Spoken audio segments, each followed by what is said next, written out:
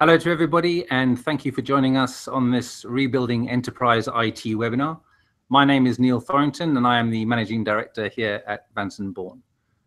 We've been running an annual State of IT survey since 2016 at about this time of year.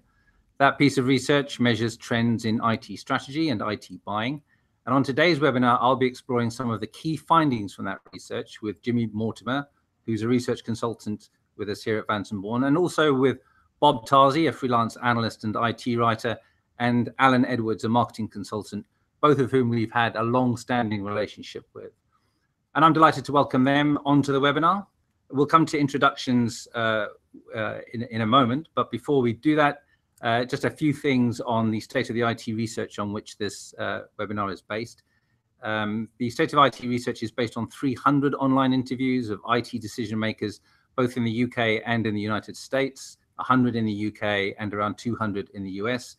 And that has been supplemented with in-depth interviews of 10 senior business decision makers to provide color and context to the findings that we get from the research. There's a lot of information on stateofenterpriseit.com, so I would encourage everybody to go there.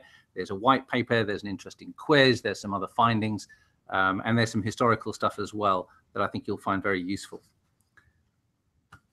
So our panelists today, as I said, Alan Edwards, Jimmy Mortimer, and Bob Tarzi. I'm very pleased, as I said, to welcome them onto this webinar.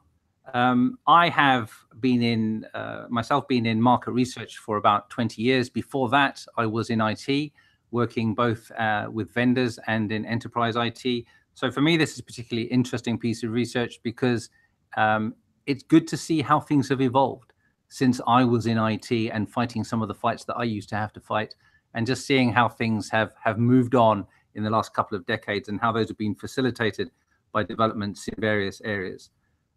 Jimmy, you've been working at Vanson Bourne for some time. You have some experience in IT, of course.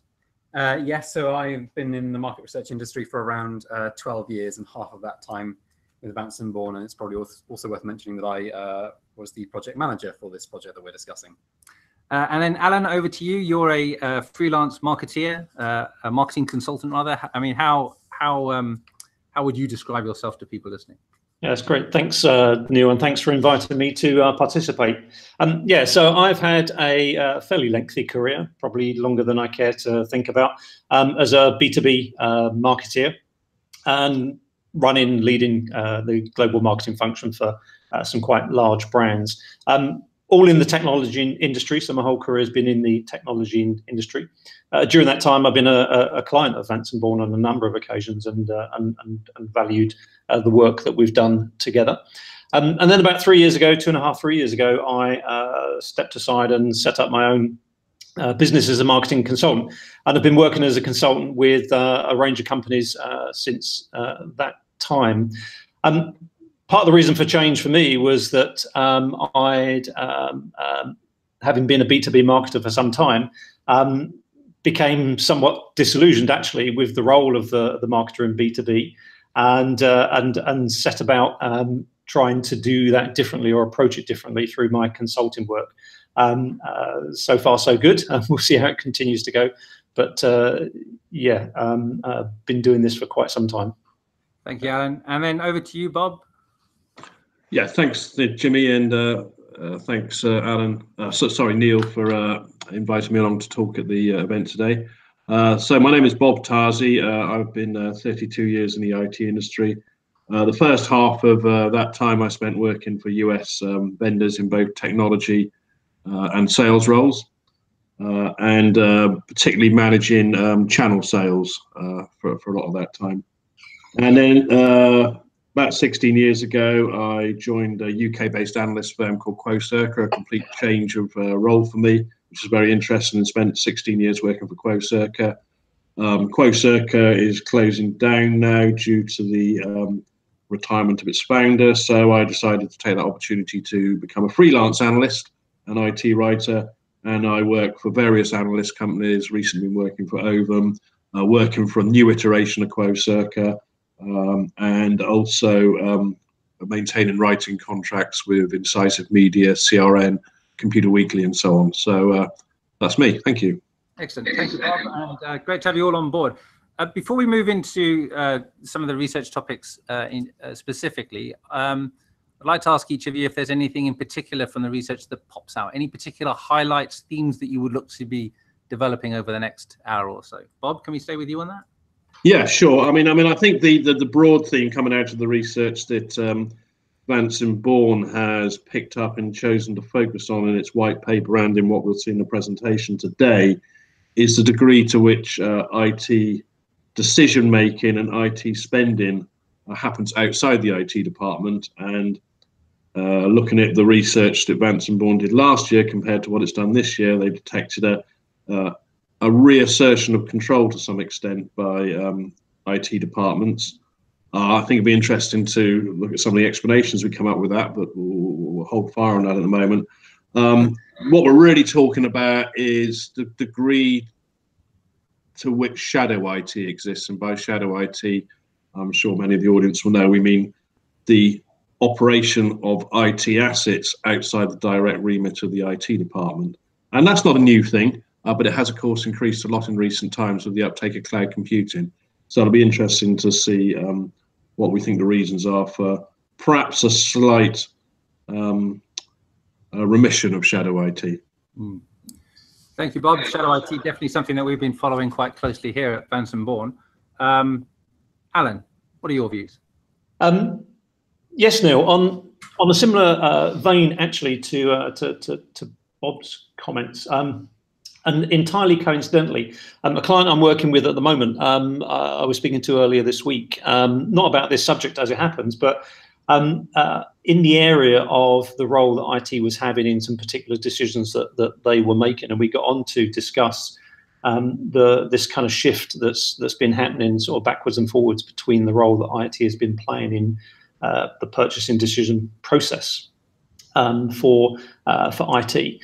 And what was interesting in this particular case, and we'll talk about it perhaps in a bit more detail later, but what was interesting in this particular case was firstly it mirrored the findings of the research that there's been a shift back a little towards IT having that greater control over the buying process. But the discussion around what that actually meant. And what became apparent in this conversation was, well, yes, in this particular case, they were, if you like, back and more involved in some of the decisions. Their role had somewhat changed from what you might think as the classic IT decision-making partnership or process. So that's an interesting one for me, a live one for me as well, as it happens with a client, but reflective of the research too. Fantastic. And Jimmy, you've been close to this research for 3 years now. What is it particularly for you that pops this year? I think for this year, the main thing was the qualitative interviewing, which we haven't done before on this project, was the level of detail that we got from the respondents and sort of the overwhelming kind of realization that marketers trying to market to these potential decision makers of IT products and salespeople trying to sell their products into these organizations, what a tough job they have in terms of understanding the nuances and the individual circumstances of each company and making sure that their products can appeal in as many cases as possible. Thanks, Jimmy. So over to the next slide, I think. So who's responsible for IT purchasing in enterprises? So many years ago when I was in IT, the IT department was pretty much the gatekeeper for technology procurement. That's certainly how I recall it. And I also recall that these used to create quite a lot of tensions within the companies that I worked at, and a particularly challenging dynamic between IT and other business units and internal support divisions. Where are technology purchasing decisions being made today? Who's buying what? Jimmy? Well, I mean, we do find that whilst IT is still going to be making a lot of the decisions behind the IT purchasing, actually a lot of those decision making does also happen in other departments, and we can see on the slide here how there's a couple of functions here where the purchasing decision making has gone down, but in marketing it's stayed flat, and indeed in a few other functions it's not shown here, but it's gone up. And in fact, HR, finance, those figures have gone up slightly year on year. But the key thing to remember is that overall, I mean, last year we found that 40% of respondents said that all the IT spend is made by the IT department. But this year that's gone down to 34%. So more of that decision making has moved away from the IT department overall, even if certain departments are having less of a specific say. And I think, again, this kind of brings us back to the point about certain organizations do things differently, and the situation is changing all the time in certain organizations. Mm-hmm. Bob, if I can move to you, why do we see this happening? What are the causes for this for this shift in where IT is being purchased? I always think, for the benefit of the audience, we need to be quite clear about what question was asked here, and so I've got the questionnaire in front of me because Vanson Bourne were kind enough to forward that, and what the question asks is the percentage of organisations who say any of a number of given departments do make IT spending decisions at some point. So, for instance, if we take business development, 34% said they were making decisions of some sort in 2017, and this year that's dropped to 19%. But they only have to be making one IT buying decision in any 1 year to answer yes to that question. So it doesn't mean that it doesn't tell us anything about the degree of IT spend, just the fact that they do make IT spend. And I think I'm right in saying the three departments that Vance and Bourne have picked out to show on this slide were three from quite a long list. So these are the three departments that are most likely, other than IT, to be making some sort of IT spending decision. So it might just be that back in 2017 there was quite a lot of activity around business development and sales organizations signing up to cloud services directly, and that's just dropped off this year, and it might go up again next year. So it's a bit hard, I think, to make a really strong implication from this research, but it does certainly seem to be moving slightly back in the direction of IT. And Alan, does this mean that technology vendors need to tailor their approach a little more than, or nuance it maybe a little more than they have historically? Oh, definitely, Neil, and I think that's a continuing trend and a problem indeed for for the marketers of technology companies that are selling into these kinds of organisations. I mean, for some time it's been the case that depending on the research that you read, but the number of people involved in the buying process now is significant. So there is no one person particularly that's a buyer. Probably for anything, let alone individual solutions. So there was already a layer of complexity there anyway, and that I don't think is going away anytime soon. In fact, I think it's going to get more complex. And what we're talking about is just shifts, and I think relatively small shifts in buyer behaviours across departments in an organisation. For IT, I think the role of IT as the primary purchaser in technology decision making disappeared a long time ago. I think there was probably two fundamental things changed that have caused that, and I don't think they're ever coming back. Of course, the first of those was back in the day a shift towards outsourcing in its classic sense, and then more recently that outsourcing becoming embodied in what we now know as cloud. Which really began to dismantle what was, the fiefdom that was IT. And then the second, I think, was software as a service and the ability to get directly to a business user with a very simple proposition, and at a price point, department budgets could withstand. And of course, on the back of that has risen, shadow IT or whatever we choose to call it, but basically we federated the buying process around an organisation, and that isn't going to change. Degrees backwards and forwards, I think, do change, and somewhat are driven by the complexity of technology at any point in time. So there's specific areas, I think, where IT would always come back stronger in the buying process because of the nature of the kind of technology. I can think of areas of IT security and so on where the propositions are quite complex and detailed, and typically don't cross the paths of the business area buyers, but definitely need IT. And you can see another one coming as well when we get further into artificial intelligence, augmented reality, and so on. These are going to be, significantly more technical solutions than a SaaS-based CRM system. So again, you imagine that IT is going to shift back into a more authoritative position in the buying process there. No, I absolutely agree. Bob, I know that when you and I spoke a few days ago, you had some quite keen views on how cloud played a role in all of this. Well, obviously, with a cloud service, there is no immediate need to implement new hardware and some of the technology that goes with that. I mean, if you're signing up for a service, say like Salesforce.com, which would fit in the business development sales category on the left-hand side of this slide, then it's possible for a line of business to go make that decision directly. I think an important thing to say on this question is we're talking about expenditure, not decision making. Yes. So even if a sales department says we've made the decision to use Salesforce.com, it might go to the IT department and ask them to make all the arrangements and spend the money. So it doesn't tell us directly about decision making.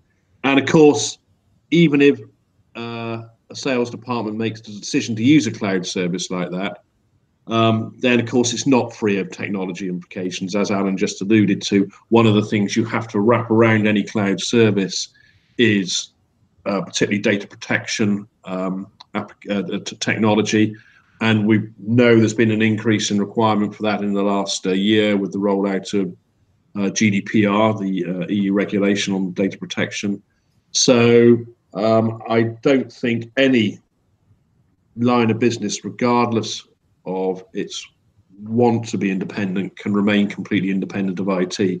Even if it tries, it will find the board level management coming down on it because of data protection and other security implications. No, I think that's a really good point, Bob. Now we've got I think on the next page we've got a quote from a senior business decision maker. Actually, before we look at that quote, thanks, Bob. Thanks, Ben. We have another quote from a business decision maker that I lifted from the white paper because I thought this was quite an interesting one, and I wanted people's views on whether or not this is something that, if you're in the IT department, you're worried about this or encouraged by it. So the quote that I'm pulling, and this was from the qualitative research that I mentioned earlier, is, "We buy quite a lot of tech stuff that gets charged as part of a project and never touches the central IT budget. Groups around the business know far more about what they actually need to do their jobs. So really, we've got far more IT professionals in the business than just the people in the IT department." So let's stay with you, Bob. Is that something that, if you're in the IT department and you hear that you're worried about or you're encouraged by? No, I think that's the way it should be. I mean, let's face it. IT doesn't exist in a vacuum. It doesn't exist for its own benefit. It exists there to serve the business. And if it's not deploying technology that helps businesses and the lines of business within its business, then it's serving no purpose at all. So it doesn't come as a surprise that when technology is required for a particular project and the funds for that technology come from the project funding, that the decisions do come initially from the line of business. But that does not mean IT doesn't need to be involved, and that does not mean there's skills in the IT department that wouldn't exist in the line of business. So a line of business might know all about deploying and using a CAD application, but it might not understand the implications for protecting that CAD application from being hacked by a nation-state attacker who wants to steal the developments that are being developed within the engineering department. So you're always going to need inputs from the business itself, but those decisions cannot be made completely independently of the wider remit of IT. No, I agree. So then on the quote that we have on the next page, also from our in-depth interviews, we need to get a mix of business and IT input on any decision to safeguard the business. If it decreases the risk, it makes sure we get proper ROI. It's about making sure that we have a joined up process. Alan, when I read this, I immediately started to think of the rise of the procurement department, and kind of wondered how much of this we're seeing driven through that route. Is that something that you experience with the clients that you speak to? Well, interestingly, Neil, this particular quote, as it happens, particularly that first sentence, absolutely resonates and could have been spoken by the client I mentioned a little earlier. So this is a UK retailer of reasonable size, and speaking to the CTO of that particular organisation. So we got onto the subject of, if you like, the role of IT, both in terms of its role within the business, but also its role in terms of purchasing and so on. And this guy kind of acknowledges the shift that's happened over a number of years now, and the changes that has brought about in terms of what position IT takes in a business, but sees it as a positive trend, sees IT expertise growing across the business and values the fact that that's happening, because conversely sees IT having a skill set and skills that equally cross back the other way into the business. In other words, business skills that play the other way as well. And therefore, what you end up with is, across the business, a far more collaborative approach to decision making around technology, the role of technology, and the purchasing of technology within the business.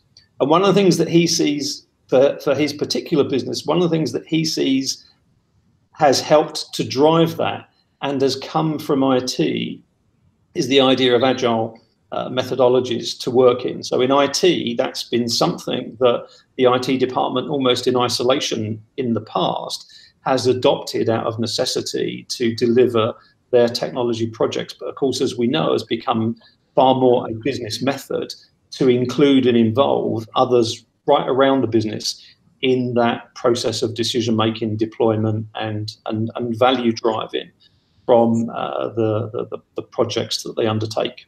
Mm-hmm. He sees that as a core skill set that's coming out from IT into the business, at the same time as people in the business are building up their own IT skills because of their kind of access to technologies for themselves.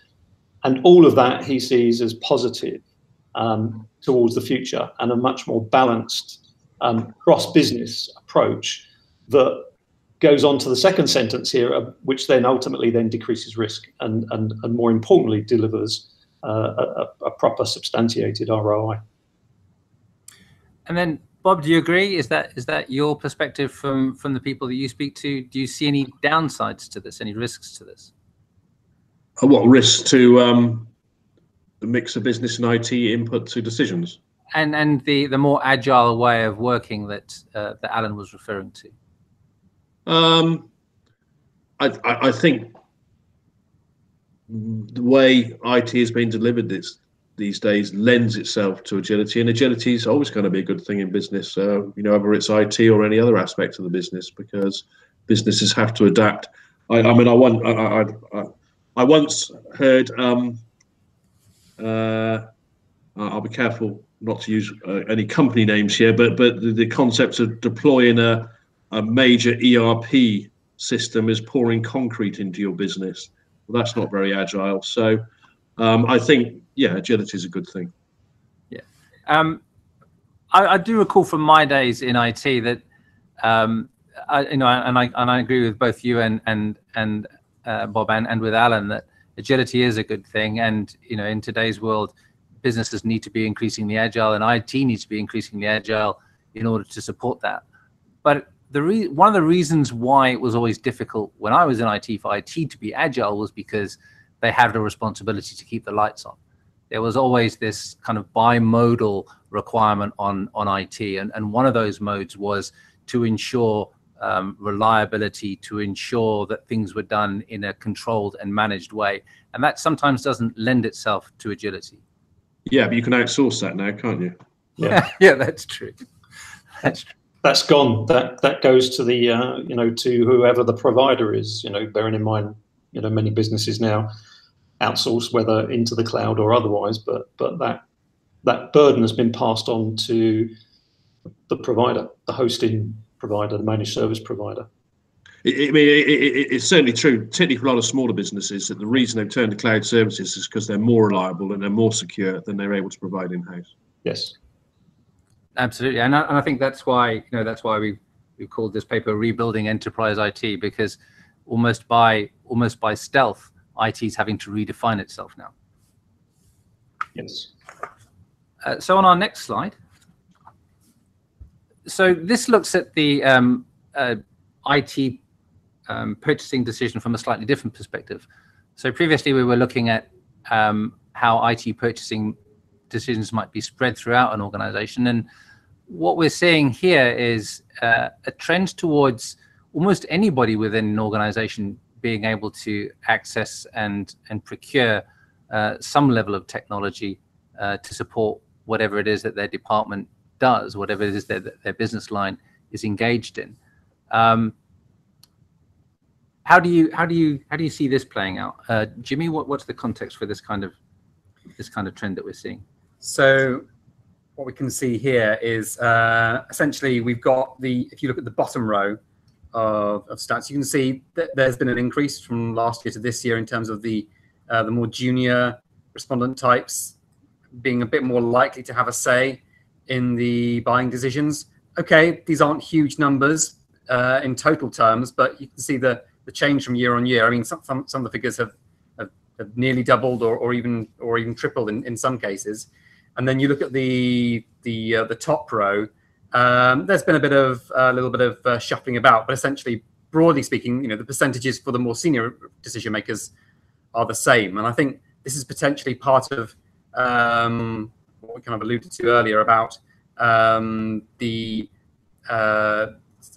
IT products being sold. They don't. Ideally, they're being sold from the point of view of the fact that you don't need a particularly skilled person to implement them. They can be something off the shelf. We've had clients and prospects come to us and talk about research they want to run in order to talk about the products that they have, which are which don't need certain skills. So the organizations don't need certain specialists of any kind. They can just run these products off the shelf.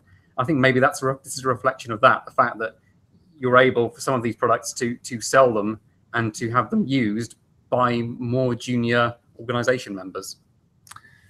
And then particularly for vendors, if you're selling into organizations like this, what's the approach? What are the things that you need to consider then with this new dynamic or this evolving dynamic? What are the things that you need to have considered in your messaging, in your approaches to organizations like this?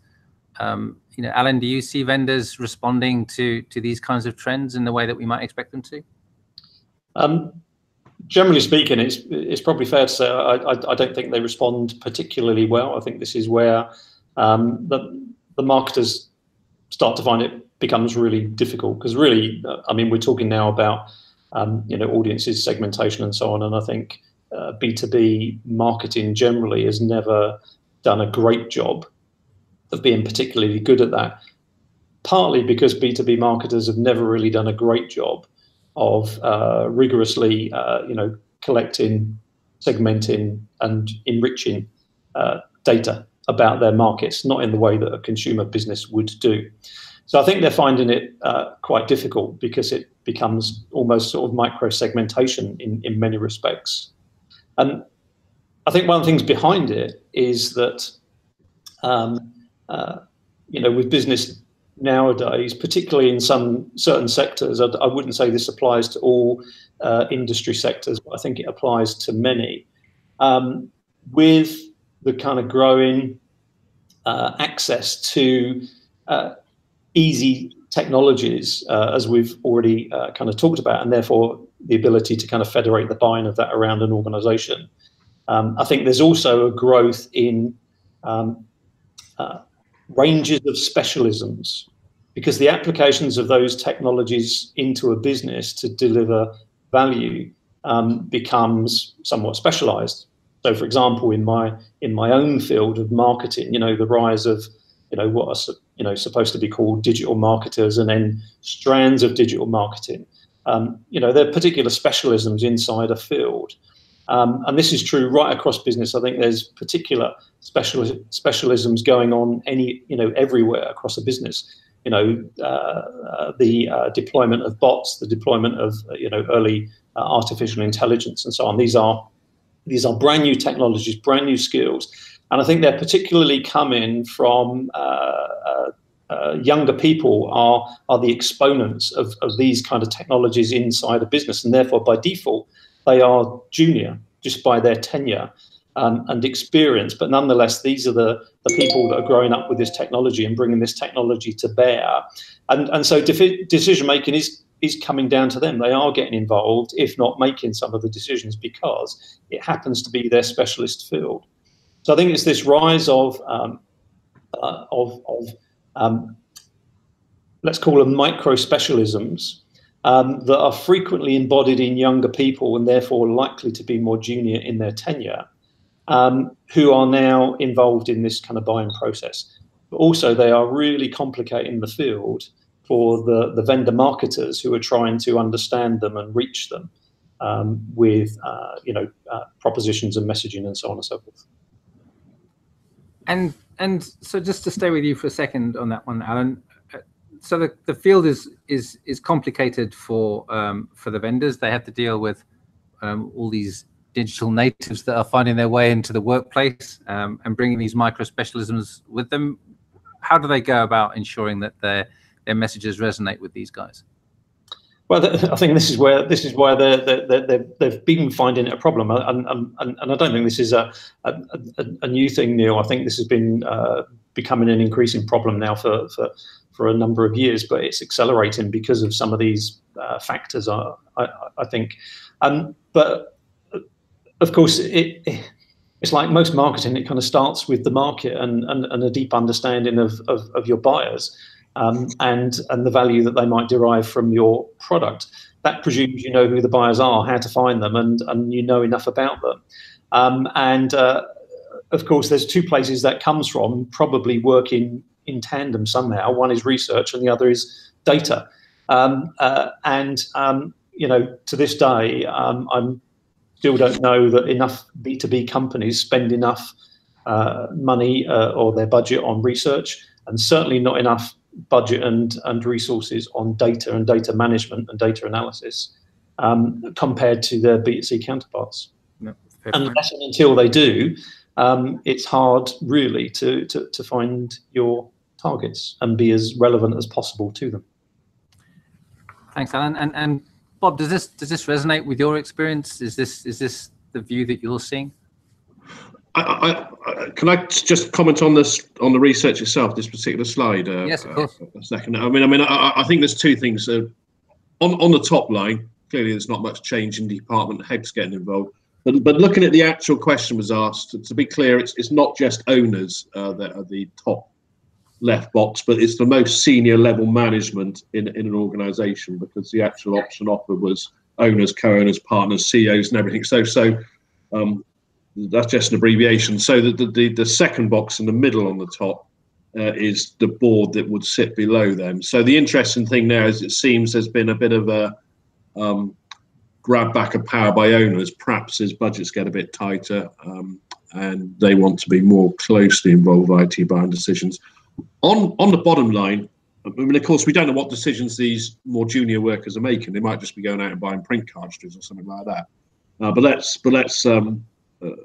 assume that they're being, given a bit more levity than that, and they're actually getting involved in buying cloud services and these sort of things. And one of the things that, of course, happens with shadow IT is these things tend to get sometimes bought out of petty cash or even put on expenses or whatever. So it depends who's answering the question and how much visibility they've got of that. So because if these decisions really are being made down at that level, and the question is specific about making IT spending decisions rather than being involved in IT spending decisions. So the respondents have answered this literally. It does mean that money is being spent in 10% of organisations by admin workers and 18% of organisations by group supervisors and so on. these are quite high figures. Yes, but then as you say, it kind of, I guess it depends on exactly what it is that they're buying at that level. I think that one of the things that defines this research and probably is some context to this discussion is that the definition of what comprises IT has changed quite considerably over certainly the last decade or so. Yeah. I mean, we do have a little bit of more context to this. We did ask the IT decision makers, speaking about these people who are making these buying decisions, what kind of level of knowledge that they have, and whether it was knowledge to make, whether they had enough knowledge to make effective IT expenditure. And nearly 6 in 10, 58%, said that they did have knowledge to make effective IT expenditure, but then the remaining 42%, or most of the remaining 42%, apart from the single percent that said don't know, said that there was some limitation, they were slightly ineffective or completely ineffective. I'm afraid I don't have the stats here that splits this question down by that's being shown on the screen and this question that I'm referencing, but it does show that that it's not a given that necessarily these are potentially the right people making the decision, at least from the point of view of the respondent. Yeah. So I think now we're going to segue a little bit from who's responsible for the purchasing to who's responsible for IT strategy. And now we might expect that the distribution of technology purchasing decisions across the business would lead to an increase in decentralized technology strategy decisions. But it appears from our research that the IT department is getting more control of IT strategy as we see purchasing being made potentially more widely across the organization. But let's look at who's actually in control of this and what does control look like. So here are the figures for year on year, 2017, 2018. And Jimmy, you know the number for 2016. So yes, this comes from the 2016 equivalent figure of 76%. So it did dip last year, and this seemed to be part of a general trend of IT losing responsibility, losing control to some extent. But now the figures swung the other way, and it seems like it's gone now from almost a 10% swing. So Alan, how is it that purchasing decisions appear to be made more widely across the organization, and yet IT seems to be getting more control over the strategy for technology? It's interesting, Neil, because I was looking at this, and again, kind of reflecting on just some of my perhaps more recent experience, and I do wonder if behind this is this kind of ebb and flow of the nature of technology that any particular business might be looking at a point in time, and therefore the need the business has of some of the expertise or some of the different expertise that IT would bring to bear, and therefore the ebb and flow of their involvement in that kind of strategic part of it. Because if you think about if you go back a couple of years, it's not that it's gone away now, but I think we go through peaks of complexity of technologies. And I can think of the IT security industry, which I've worked in amongst, more than once in my career. Not only is that a complex technical field, but the complexity of the technology that's available or the threats that might be occurring at a point in time kind of ebb and flow. So, in a particular year, there could be a set of kind of threats or a style of threat that appears on the horizon that then exacerbates another layer of technology, which in itself is quite complex and requires a greater strategic effort from IT to bring that technology into the organization for security. And then another year that changes and so on. So I think there's an ebb and flow of technology. And again, looking at what's happening now, if you look at the rise of deployment of robotic intelligence in whatever form that takes, whether that's bots or artificial intelligence, augmented reality, or so on. It's in that more recent times that this is really coming to the fore, and businesses are looking to, deploy this technology for some, either kind of cost benefit or more likely some market advantage. So kind of, the early adopter kind of scenario. And you would imagine the nature of technology, that kind of technology is not a simple department buy-in process. A department might see the potential benefit, but you can imagine IT are going to be heavily involved in the kind of strategic application or selection of that kind of technology. So I wonder if this is just mapping the rise and fall, or the rise and general acceptance of layers of technology complexity as they come. Perfect. Thank you, Alan. Bob, when we spoke, I know that you have a view on how regulatory issues like GDPR might be giving companies pause for thought and requiring that IT gets more involved in some of these strategic decisions. Is that correct? Did I represent you properly? You are correct, and I'll come back to that in just a moment. But I think actually what we were looking at earlier and what we're seeing here are complementary, because if day-to-day tactical buying decisions have been made at lower levels, both buying and decisions to buy and the actual expenditure has been made at a lower level in the organisation, then that's taken a responsibility away from IT that probably could do without. If a department, the engineering department, wants to sign up for some cloud service, that's fine, just tell us about it. If marketing wants this, go ahead, do it, but make sure we know about it.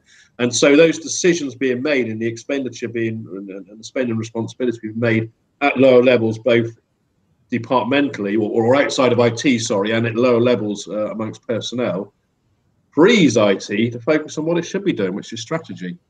And the strategic things that IT needs to be focused on are, as I discussed earlier and you just alluded to, Jimmy, are things like regulatory requirements that are across the business, security requirements that Alan just referred to, which can't be taken in isolation. You have to protect all the assets of an organisation up to a certain level, and that's exactly where IT should be. So, if this is a real thing that's happening out there, and Vance & Bourne have managed to identify it through its ongoing research, and that's a good thing. And I think we agree that the taking away some of these purchasing decisions and some of the burden for writing contracts and ensuring that you have funding and ensuring that you have proper legal frameworks in place with vendors does free up IT for strategy, as you say, but also to do innovative stuff, which is what we're looking at on this next slide, where we're seeing quite a big uptick in IT departments saying that they're more likely to be responsible for innovation and new technology adoption. Is this a space that IT would like to be in, Bob? Let me just pick up on this one. This is the question regarding. So IT departments are now much more likely to be responsible for innovation and new technology adoption. Yeah. We always say this, that the more, we talk about it typically with automation, but the same would apply to devolving day-to-day issues, both laterally and down within the organisation.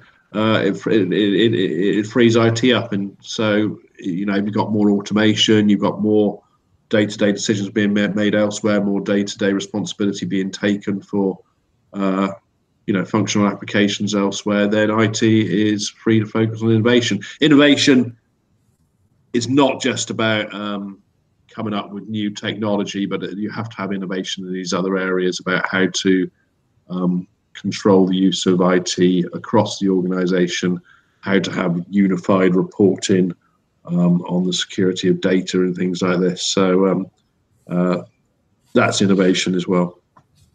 And then Alan, in terms of this kind of whole area of innovation, I guess in a way, this enables IT to think for the business, to take a proactive role in understanding developments in technology and how they might apply to business lines. So coming back to the vendor marketing perspective, if you're a vendor marketer and you're approaching IT with innovations and trends in order to support them in working with the rest of the business, how would you go about doing that?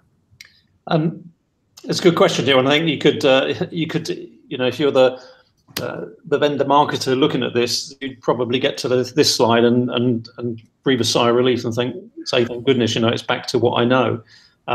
We sell to the technology buyer. No, I think it doesn't change the landscape for the vendor marketer. They as we've seen from the previous parts of this research, I think increasingly they've got to have a far greater clarity of the audiences that exist inside one business, let alone all of the businesses that they serve, and then better market to those audiences, with relevance. But this picture, brings IT back into the fore, and should be helping the vendor marketer think about the kind of messaging or approach that they would take to this very classic and traditional audience for them. Because while they might be far more responsible, as this is showing now, in innovation and technology adoption, that doesn't equate to their role in the buying process. So they would it doesn't mean that they're going to be the arbiters of the decision or anything like that. So for the marketer, I think it's that subtle shift from treating this audience as your kind of primary buyer into making sure that this audience understands what the potential for your technology is, so that they are best equipped to kind of lead that innovation piece that they are taking responsibility for. Bearing in mind that at the end of the road, they may not be the buy-in decider, but clearly they would be an influencer in that. Yes. So help yourself by helping IT, really. Yes. Past and probably true to this day, for many, they still see the IT department as the primary buying department, for their technologies. Not true, and borne out in the earlier bits of this research, but it hasn't gone away. Its role is changing, and therefore the marketing to them would need to change, and if done well, can be very powerful and actually help the marketer and therefore the vendor a lot. Perfect, thank you, Alan. I think there's quite a nice kind of synergy to all of this, and so now we move into the last section of the webinar, which is about what's happening with disruptive trends. So our IT decision makers are saying that they have more control over strategy, but what we looked at now was how that plays out in relation to what we might consider to be disruptive technologies like the Internet of Things or blockchain, or some of the things that we've mentioned here, artificial intelligence, robotics, and so on. So in the next slide, we're going to have a look at the trend this year and whether we saw the same level of engagements that we've seen in previous years. And Jimmy, can you talk us through this slide? Sure. So the slide on the left is a selection of different technology types. And we asked the respondents whether their organization was investing or investigating for a planned investment any of the technologies. And those are just 3 out of around 10 that we chose. And as you can see, we asked this question last year and this year. And you can perhaps imagine when we first saw the data that we were a little bit alarmed seeing all these cool new technologies and seeing most of them dropping by at least a few percent. And in fact, the only technology that that didn't drop significantly was, or notably, was AI. But even that only went up by a couple of percent, so that was essentially flat. And as you can imagine, that kind of initially alarmed us, because that just seems to go against everything that you might imagine, what with all of these cool new things happening. But then once we looked into the data a bit more, you can go to the chart on the right, where we asked the respondents about whether what was preventing them from investing more in new technologies. And suddenly when you see these two answers and the changes year on year, it starts to explain why some organizations may be rolling back on some of the technologies that they're investing in. So they suddenly realize they've thrown all this money at various technologies, and they've suddenly realized that, oh, actually, there's a bit too much going on here. We're spending too much money, and we're not actually necessarily getting the ROI out of it. And both of those data points there kind of speak to that. Jimmy, this Bob, can I just ask, when did Vanson Bourne first ask this question? It was 2017, so I don't believe we have any data that goes back to 2017. And you didn't change the question at all in 2018? No. You didn't change the list. So no. But by definition, you're a year further into the hype cycle for every technology because you haven't added new ones to it. So no. It's almost bound to happen, isn't it? Potentially. Could you explain that a bit more? Well, there's one of the analyst firms over there has this thing called a hype cycle. So you have a new technology comes along and everybody gets excited about it and starts looking at it, spending at least time on it, if not money. And then as the technology runs its course, they've made the investment and it's proved really successful, but that the investment's been made, so they're not spending on it the next year anyway because they've already made the investment, or they've evaluated and decided it's not going to get them any short-term benefits, so they lose interest in it for the time being. So I'm just saying, the further you get into any new technology, the chances are that it will tail off a bit. And I can't think of an example off the top of my head, but it might have been in 2018. There's other technologies that have come onto the radar that they're investing more time looking at. So the question hasn't changed from one year to the next. It's almost bound to happen, isn't it, for the list that you happen to have from, say, 12, 18 months ago? Sure. I mean, as you say, I don't believe we can think of any new technologies. I mean, we did review this list, and there was nothing that. It seems like a pretty good list to me, but I just say, but by definition, these are not, the most recent innovations because they're the ones happening right now, and the list was written 18 months ago, let's say. So, Alan, this is another aspect of the kind of cyclical trends that you were referencing 5 or 10 minutes ago. Yes, Neil, and I think to Bob's point and the hype cycles, again, as you look at the slide, I think you can see the story of what's happening here. On the right hand side, the big jump in, the indicators of jumping on the technology bandwagon, obviously with a subsequent decrease in or a lack of investment, decrease in budgets, whatever. Painting a picture of pragmatism coming into these technologies, which doesn't mean they're going away anytime soon, or indeed not going to be deployed. But businesses just now making slightly more rational and pragmatic decisions about these purchases. And if you think of, reflect on what we've been discussing just a few moments ago about the role IT, or the increasing role IT is playing at this point in time around innovation and strategy. Again, you could imagine that kind of pragmatism coming into play, where you've got somebody out in the business who's jumping all over virtual reality is the great way forward, and they can see huge business potential, and IT being asked to step in and bring in a sense of kind of order and therefore affecting these kinds of swings that we're seeing on this slide at the moment. So I think this is kind of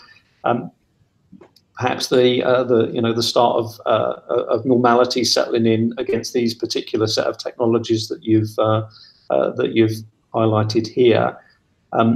Interestingly, with the budget one as well, with that sharp decrease year over year, again that would map into this story about making sure that if we're going down the path of the Internet of Things or whatever, that there's a substantive business case and an ROI case built against that. But assuming that that's done, then, you know, even though the budget number has dropped, I wouldn't imagine that that means that there is no budget. It just means that, you know, at this point in time, within the business, they're not able yet to build the business case or build the value case that would support it. But that's just a matter of time. Yeah, I'd agree with that, and it does appear that businesses are being a little bit more judicious about where they invest both their time and their money. Yes, yeah, it's got to pay back. Well, I mean, that's always been true, but I think there's a far more laser focus now on return on investment. Not just that it happens, but it happens in a, you know, time scale that the business can withstand. Okay, so I think we're into final thoughts. So I think we have 5 minutes left on the webinar, and I think now is probably a good time just to get everybody's wrap up, really, in terms of whether they think this this research has shown an evolution of how IT is operating, whether we feel that this is in a good direction, if IT is collaborating more effectively with the rest of the business now, and what we might advise certainly vendors to do in response to these trends. Can I start with you, Jimmy?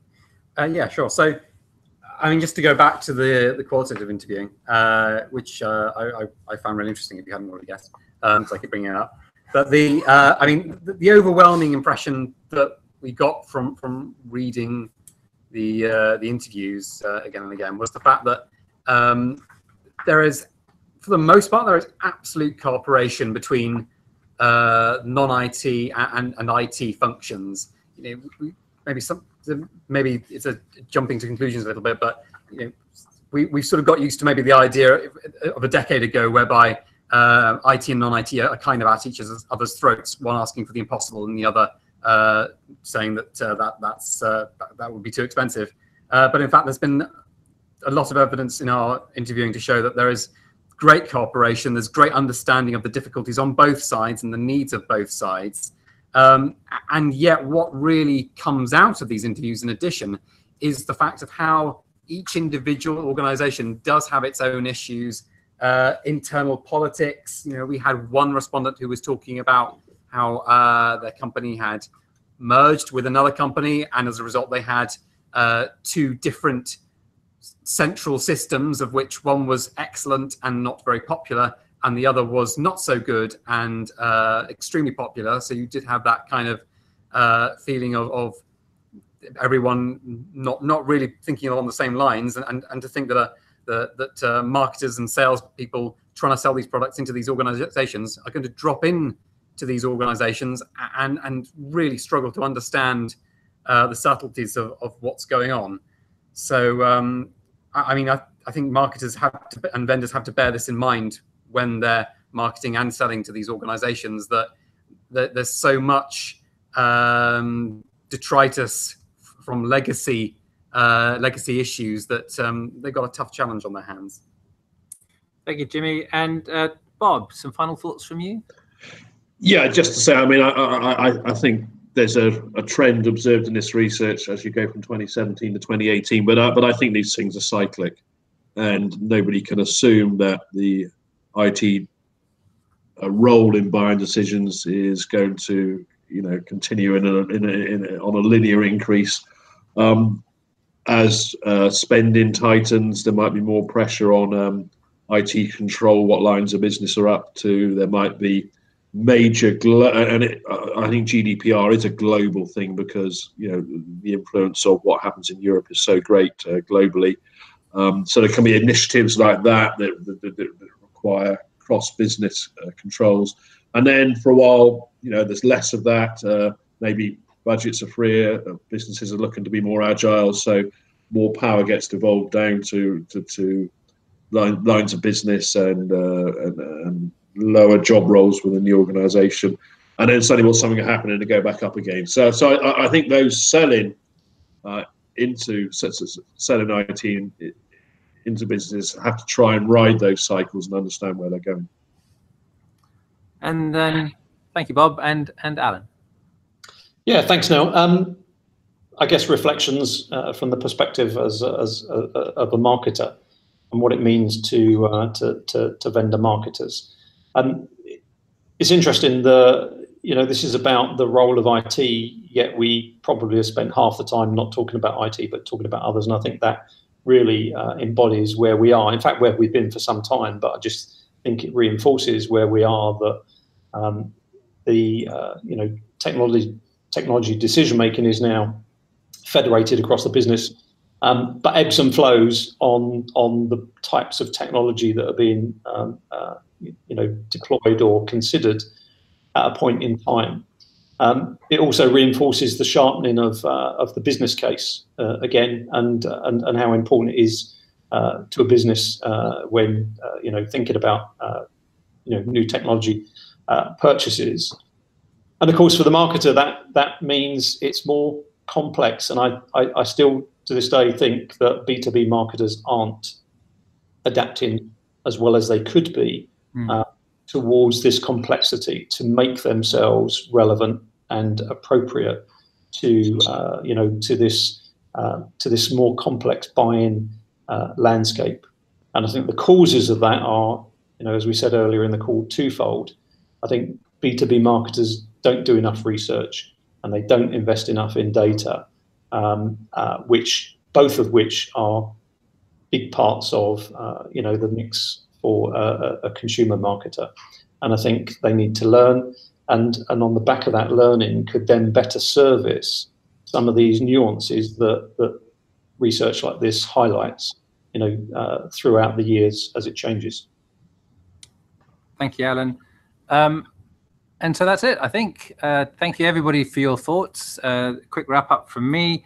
Yeah, absolutely. Thank you, Alan, Bob, and Jimmy for your input into the webinar. It was extremely useful. I've loved the insight. I'm hoping that everybody else has gained benefit from it as well. Alan and Bob, we will have your details, I think, on our website. So anybody who wants to contact you directly can do so, I hope, through the contact details we'll put there. And of course, there's loads more content on our website at www.stateofenterprise.it.com, including the white paper that's based on this research and a quiz that Ben put together, which most people won't get all the answers to. So thank you, everybody, and have a nice day.